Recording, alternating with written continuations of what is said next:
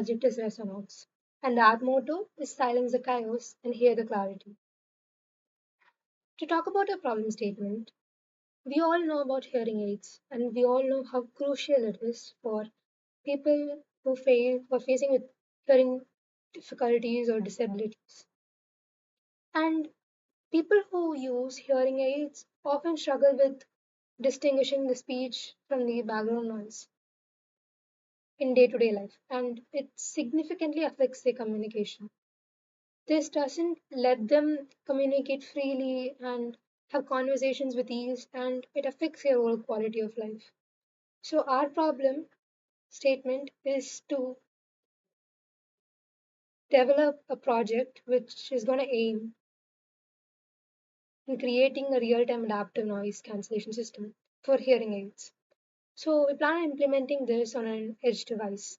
Here, we enable the user to focus on speech while discarding the background noise. Different methods that we used for adaptive noise cancellation. Firstly, the predictive analysis. Here, only one noise, like audio input, is necessary. There is no need for reference noise input. The output noise signal is going to be predicted from the previous values of input, and the value is going to get subtracted. The noise output is going to get subtracted to get the clear signal. So I'm defining all the input libraries, and I'm defining the wave header. Actually, the we have defined the wave header over here so that we don't have to use any other different module for processing this audio signal and converting it, like getting information from it. So, like we are using a format called as RIFF format, which processes the audio file as different chunks. Firstly, the format, then the type of the audio file, and the actual data of the audio file. So the chunk ID, which will be like RIFF, and the chunk size, which will be like mostly 4 bytes, and this one will also be 4 bytes, and this stores like wave for input audio file.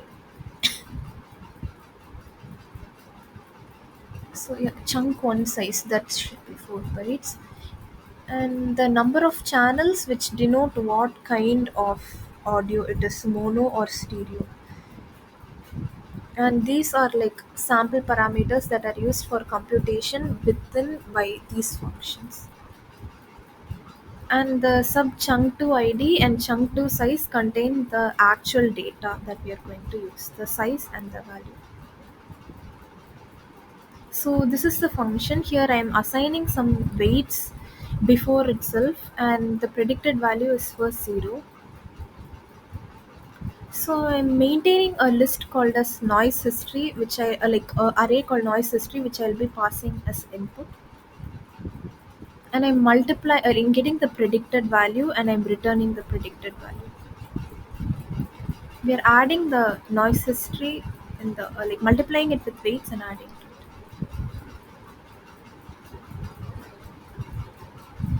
So the predicted noise is what we are calculated over here, and we are subtracting the predicted value from the input. And for the noise history, we are like uh, setting the current value of noise history to the previous value, so it can be used for training the next one, updating the noise history based on the prediction order. Greater the number of order, greater the number of samples that will be used for reference as noise history. So the like newest element, or the first element in the noise history, is going to be the current input. That is like the input that was just processed, which will be used for the next one.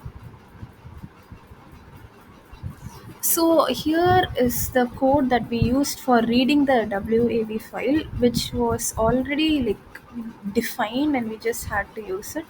And first I'm creating the file handle, and I'm opening the file. And for reading the number of samples, actually I'm getting the size of the actual content of the file from the header, which we already saw before, and I'm dividing it by the size of shot because it's all stored as shot. and I'm allocating memory location based on the size that we calculate, number of samples that are there and the size of shot, because the individual samples are short. And this code is for writing and using if write function.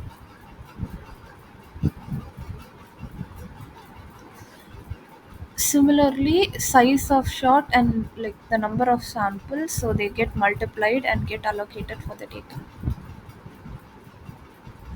So this is for reading the input wave file through command line arguments. Yeah, and clearing the memory. So for adaptive least mean square algorithm, we have it as adaptive because the learning rate is going to get varied in the program depending upon the noise signal, like how quick it is going to get varied. So yeah, same. We have the same like wave header, like as I had mentioned before, and this is the LMS filter that we have defined, where y is going to be the predicted value of noise. Error is the actual pure signal. Desired signal is the input signal that is being passed.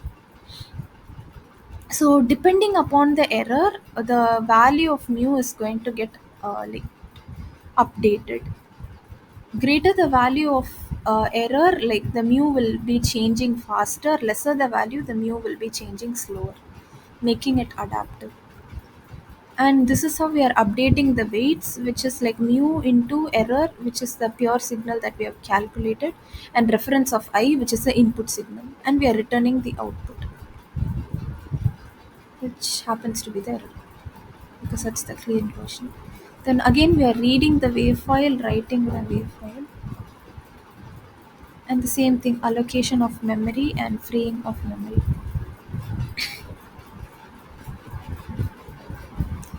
So yeah, as I had mentioned, like we use the RIFF format, and 8 bytes are going to be used for specifying the like identifier and the format type, which is over here, ref and wave. And the actual processing depends on certain parameters which are calculated using these expressions: the byte rate, block align, data chunk, which we had defined in the function before. So this is the wave file that the actual wave file. This is the sampled version of the wave file.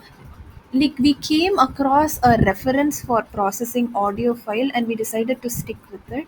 Like according to the reference, it is like 16-bit mono, that is like the number of channels has to be reduced to 1, and like 44.1 gigahertz, like kilohertz.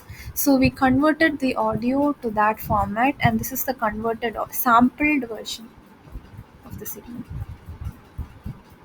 So this is the output that we got after adaptive LMS with variable step size,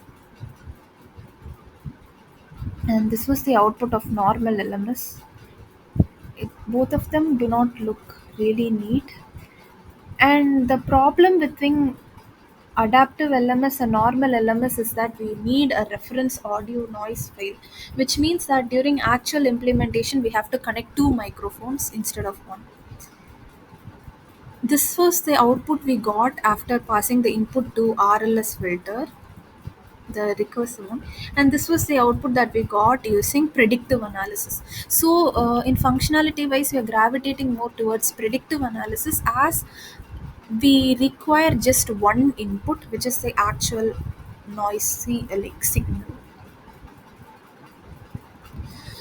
There were some challenges that we faced, which was like, for using the noisy signal, we decided to get it from website which contain different noise types, like white noise, pink noise, and so many noise types.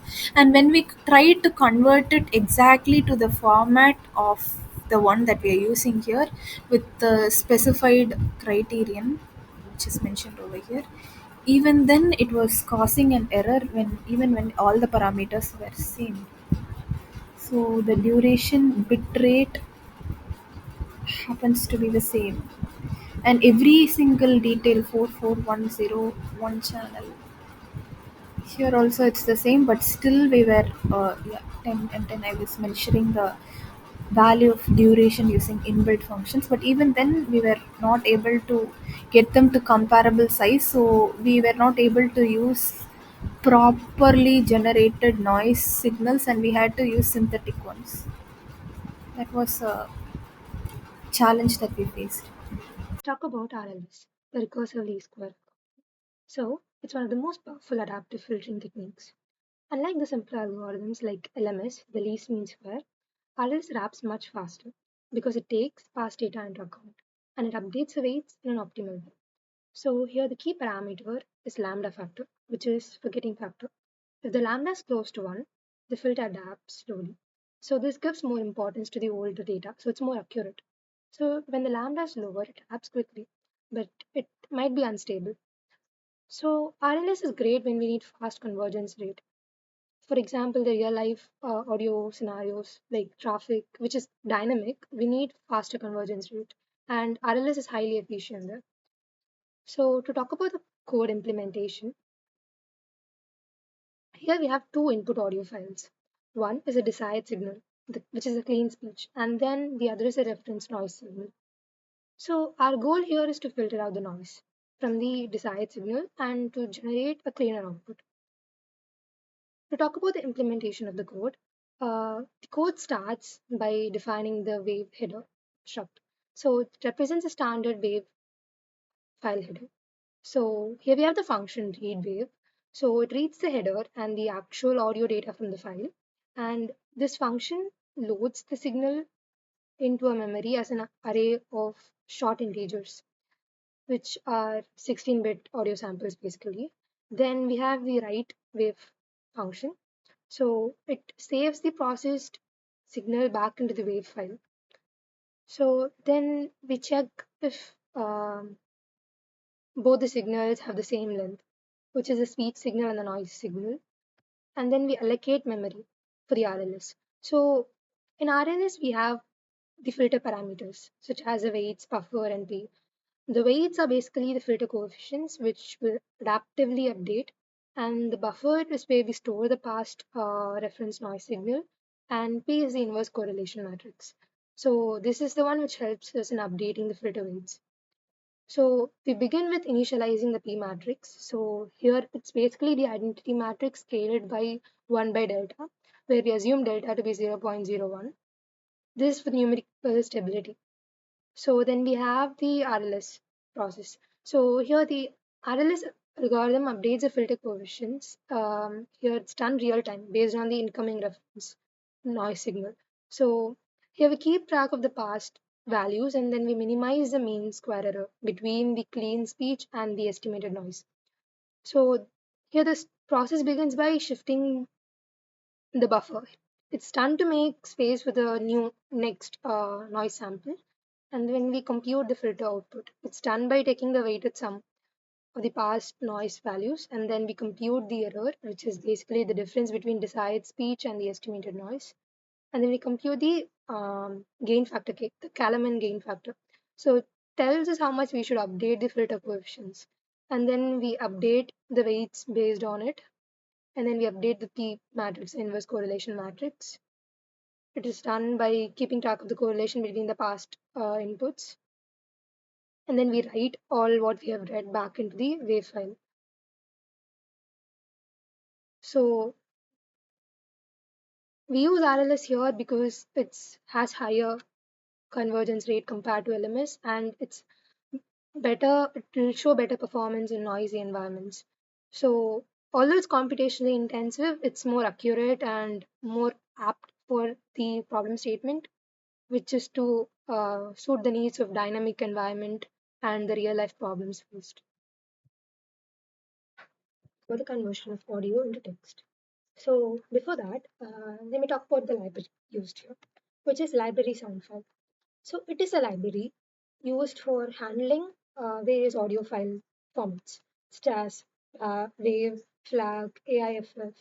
So what's so great about it is that unlike the standard C library, which has F open function, which basically treats audio as a raw binary. This library sound file, it understands the wave structure. It including the sample rate, bit depth, and multi-channel data. It analyzes all these and enables us to get the values of those. So, what are we doing here is we are converting the audio into numeric data, which is done for signal processing. We basically can't just process audio, so we're converting into numbers so we can process it easier. To talk about the implementation, um, here we're giving an audio file, a wave file as an input. So uh, we're going to extract the samples from it and then we're going to write them into a text file. Here we have num audio, which is a text file which has all these numeric data. So we have this sf open function here, and it's basically from the library sound file library, which is used for opening the wave file, and it reads all the data in it. Then we have the sf info. So this is a structure which stores the details like sample rate, channels, frames. So here channels can either be mono or like stereo, and the frames are basically the total number of samples per channel. And then we display all these in the file initially, the output file. And then we have a buffer. So the buffer size is 1024. So this is the number of samples processed per iteration. So here the audio samples are read in chunks. They are read in chunks using the buffer with the size of 1024. Then we have this sf float function. So it reads the samples of each buffer size at a time and it stores them in an array. Then these each samples are written onto the num audio text file. So even if the file has like multiple channels, the program processes all channels together at a time.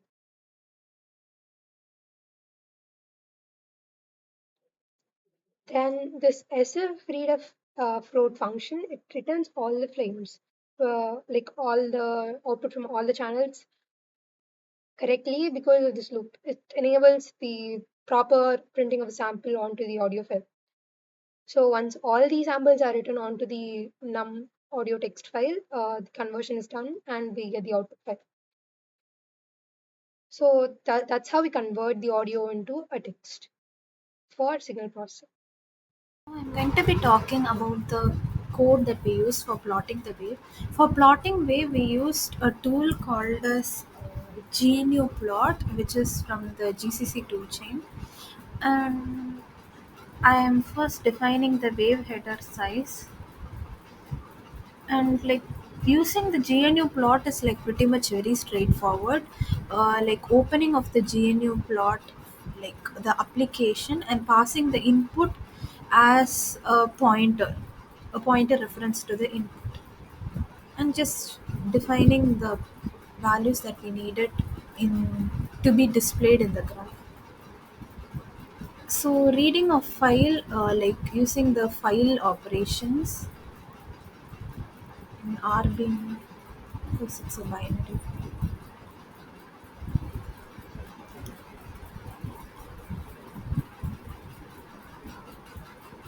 So for the usage, I have to first run this particular program and add the name of the file to be used. And for the processing, that is for the like displaying of the waveform, we have an intermediate file called as waveform.dat, which stores the data which is going to be like displayed as the output. And now I'm trying to plot the noisy audio file, which is the input audio file with the noise and the actual signal. So this is the reference file. We are able to plot using GNU plot. Hello everyone. Now I'm going to be telling about the hardware implementation in STM32.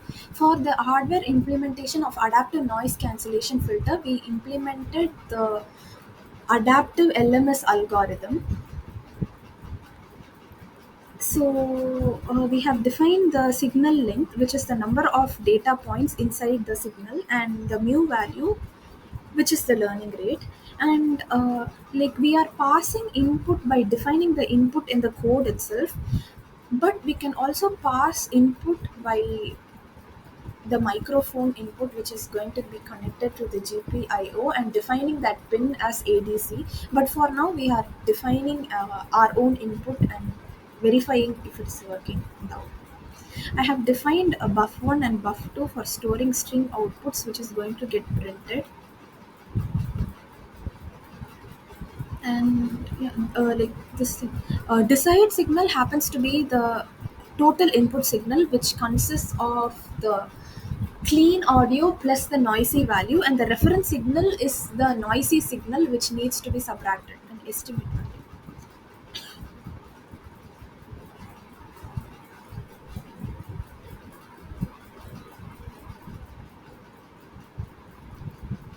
So this is the definition for the LMS filter, where initially I'm setting the weights value to 0, and y, which happens to me the predicted value of noise, is like the weights multiplied by the reference value.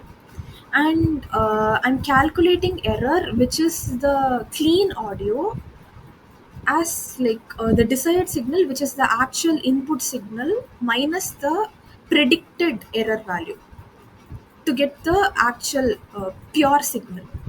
And I'm updating the weights based on the like obtained error value with the learning rate and reference, which is the x input. So this chunk of code is actually the wave header. Wave header, we have defined it because like for processing the audio input, we are using a file format called as RIFF, which reads the entire like data as chunks of data, and it is like very easy to use it. So we are not using this right now, but when we are using microphone as an input, this wave header can be defined to use it. And there is no need to import any extra modules also, because we are defining the wave header. I'm initializing the like GPIO and UART. So the output signal that is going to be generated, which is desired, is like the input signal that is being passed, and output signal is the one that we are calculating from the function LMS filter. So I can't directly print it because it's a floating point type. So I'm converting it to string using this gconvert function, and I'm printing it and using UART transfer. And these are like functions that were given by the HAL library. So to see the output, I'm using UART for display. Yes. The previous one.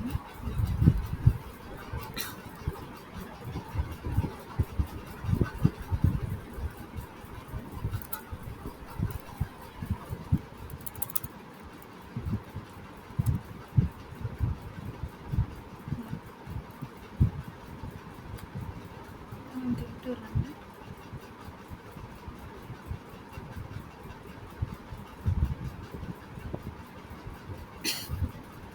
It's flashing right now.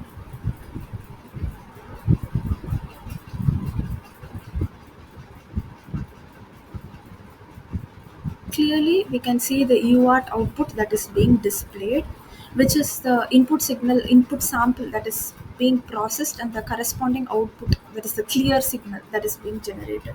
And we can notice that the output that is generated is always slightly lesser in magnitude compared to the input, which shows that like our LMS filter is working. And even when the inputs are negative, the output happens to be slightly lesser in magnitude compared to the input.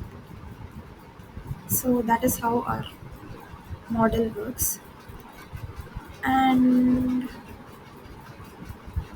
so this one is in reference to the working of the filter, which is the like predicted noise. and I'm subtracting the actual original signal minus the predicted noise to give the error signal, which is the clean signal. And I'm using it for updating the weights with the learning rate and the X input that is being passed. The external setup that is being used right now is